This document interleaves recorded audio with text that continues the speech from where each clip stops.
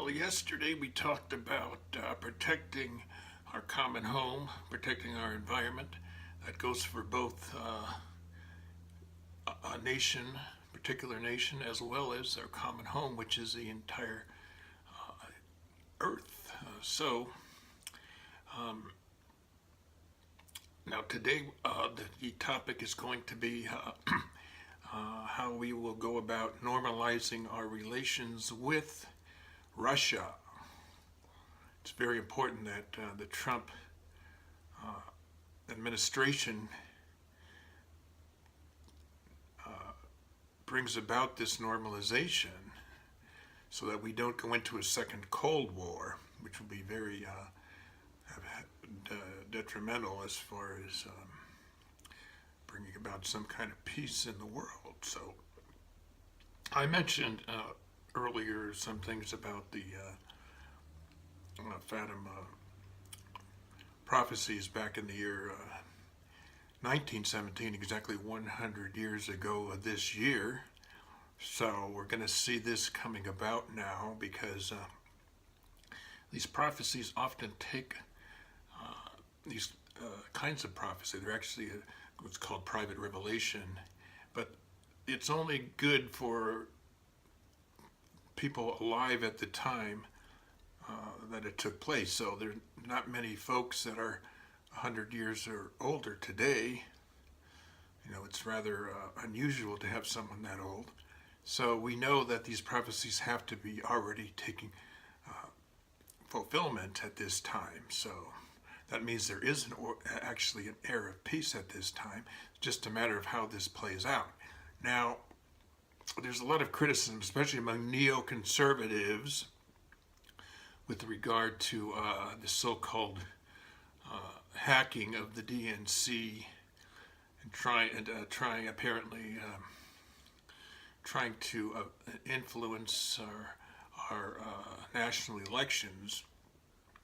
And Trump has taken the position that this is all an exaggeration, that Russia really didn't do anything out of the ordinary other than what other nations do, including the United States, probably to a greater extent than any other country in the world, which is cyber hacking, spying, that sort of thing. We know we have the CIA.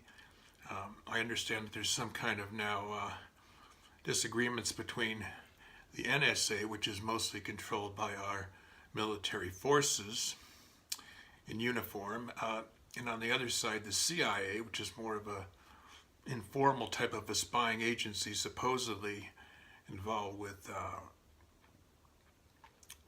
our relations with other nations, and which has come under a lot of controversy for various covert operations or so-called black operations. The problem is the CIA has extended into the United States, trying to disrupt our nation. Actually executing a coup in 1963 with the assassination of President Kennedy, and it's been pretty much downhill. We had periods of stability especially under the administration, presidency of Ronald Reagan, but most of the time it's not been very good for America.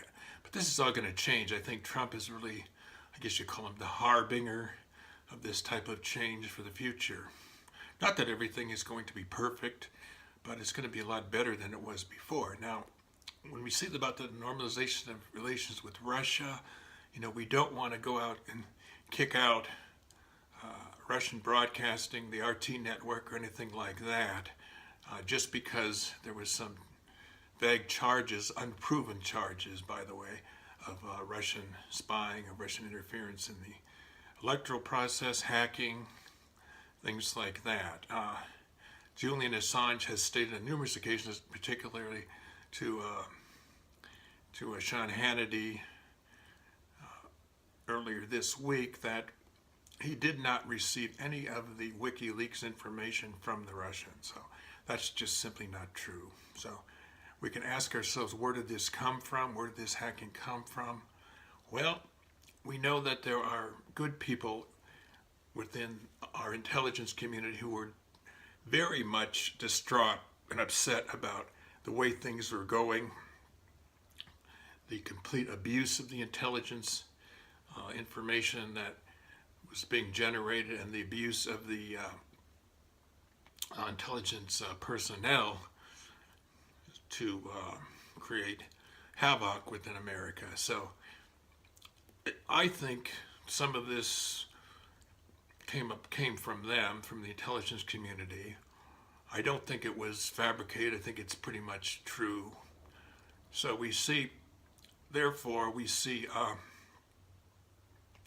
this creepy John Podesta basically came out and said, for instance, that the Catholics who talk about subsidiarity, that sort of thing, he mentioned this to I believe, the chairman of the Democratic National Committee, or the chairman of the Clinton campaign, something like that.